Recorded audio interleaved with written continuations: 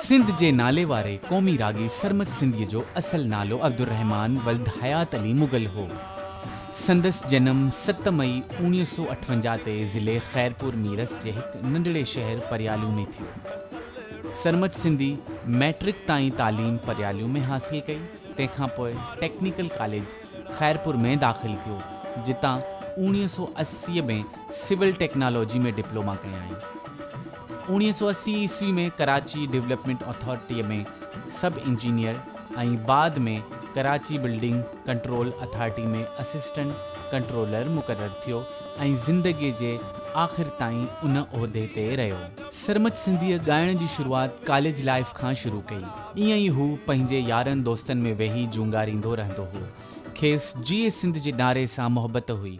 पाण जॾहिं technical college में पढ़ंदो हो, उन वक़्तु बि कॉलेज में थींदड़ क़ौमी प्रोग्रामनि में क़ौमी गीत जूंगारे महफ़िल ते सहतारी करे छॾींदो हो। अहिड़ी तरह संदसि सुरीली आवाज़ जा आलाप वॾियुनि महफ़िलनि में पिणु गूंजण लॻा ऐं सिंध में थींदड़ मुख़्तलिफ़ महफ़िलनि खे क़ौमी गीतनि सां गरमाए छॾींदो हो। इहो जनरल ज़िया वारे मार्शल जो दौरु हो ऐं सिंध में क़ौमी गीतनि खे चाह सां ॿुधो वेंदो हो। सरमद सिंधी क़ौमी काजनि में सॼी राति बीही क़ौमी ऐं इनक़लाबी गीत ॻाए ख़ासि करे नौजवाननि में नओं वलवलो ऐं जोश पैदा कंदो हो। जॾहिं बि हू ॻाईंदो हो त सिंधी नौजवान पिंडाल में झूमंदा।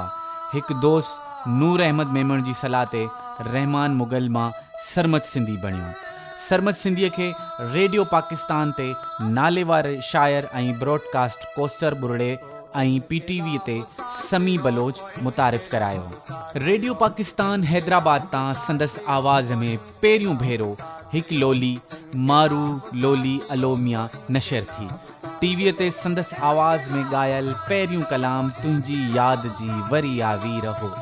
इन खां पोइ सरमद सिंधी बेशुमार अवामी गीत, गज़ल, वायूं ऐं सूफ़ियनि जो कलाम स्टेज, रेडियो, टेलीविज़न ऐं ऑडियो वीडियो कैसेटनि ज़रिए ॻाए पढ़ियल लिखियल तबिके खां वींदे हिकु हारी पोरियत ताईं मञता माणी। सरमद सिंधीअ जो तालुक़ु कंहिं पेशावर गायकनि जे ख़ानदान सां कोन हो, पर संदसि ख़ानदान हिकु मज़हबी घराणो हो जिते ॻाइण वॼाइण खे सुठो न सम्झो वेंदो हो। हिन राग जी बाक़ाइदा सिख्या ॻोठ मां लाला अज़ीज़, शाहिद बज़मी, उस्ताद ज़फ़र अली ख़ान, ज़हूर ख़ान ज़ेबी ऐं बैदल मसरूर खां वरिती। हिन ॻायो हमेशह अलॻि अंग ऐं रंग में। हिन जे ॻाइण जो अंदाज़ समूरनि फ़नकारनि खां मुख़्तलिफ़ हो।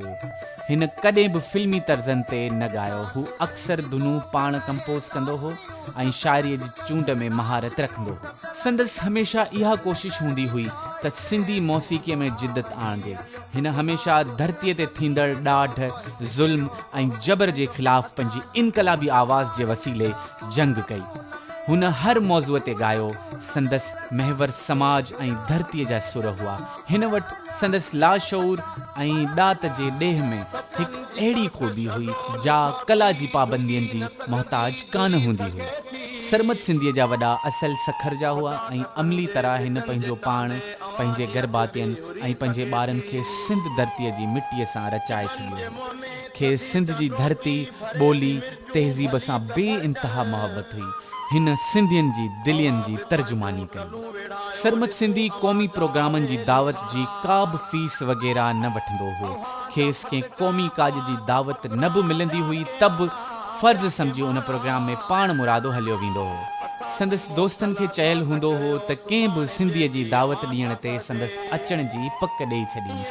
हिन कॾहिं बि पैसनि जी ख़ातिर न ॻायो, पर पंहिंजी दिली शौक़ जी पूराई ऐं धरतीअ जो फ़र्ज़ सम्झंदे ॻायो। हिन शाह अब्दुल लतीफ़ बिटाई समेत शेख अयाज़, उस्ताद बुखारी, सरकश सिंधी, अयाज़ गुल, अदल सुमरो, ज़ाहिद शेख, ताजल बेवस, ज़ख्मी चांडियो, नज़र प्यासी, समी बलोच, कोसर बुरड़ो, डायरेक्टर मुश्ताक फुल ऐं ॿियनि शाइरनि जो कलाम ॻाए संदसि पैगाम खे झर जंग ताईं पहुचायो।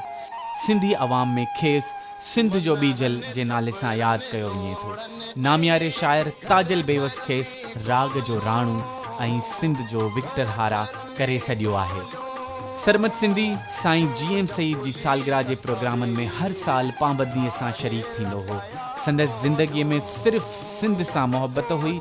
सरमत सिंधी हिकु रोड एक्सीडेंट में सख़्तु ज़ख़्मी थियो, जंहिंमें संदसि हिकु हॾी भञी पई हुई, जंहिं करे खेसि कराची जे इस्पताल में लोहे जी राड लॻी ऐं पाण उन जे वसीले हलणु लॻो।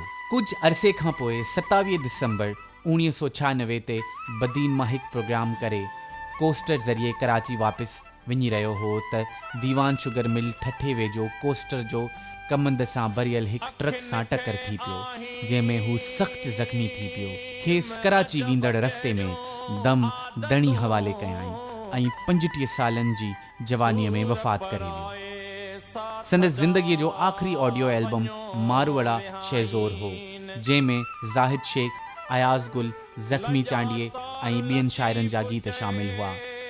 सरमत सिंधीअ जी वफ़ात खां 3 ॾींहं पोइ संदसि वञी हिकु पुट खे जनमु ॾिनो, जंहिंजो नालो अज़ीज़ुर रहमान रखियो वियो।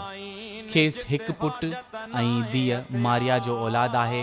हिन वक़्तु सरमत सिंधीअ जो नंढो भाउ अहमद मुग़ल संदसि नक्शे क़दम ते हलंदे पंहिंजे भाउ जो नालो रोशन करे रहियो आहे। सरमत सिंधीअ जी वफ़ात खां पोइ अली हसन चांडिये संदसि यादि में तासुरातनि ते ॿधल हिकु किताबु सिंध जो बीजल सरमत सिंधी सहेड़े 1997 ईस्वी में सरमत सिंधी यादगार कमेटी तरफ़ां छपाए पधिरो कयो, जंहिं ते कोसर बुरड़े संदसि ॻायल कलामनि खे सहेड़े हिकु किताबु पिणु शाया करायो आहे।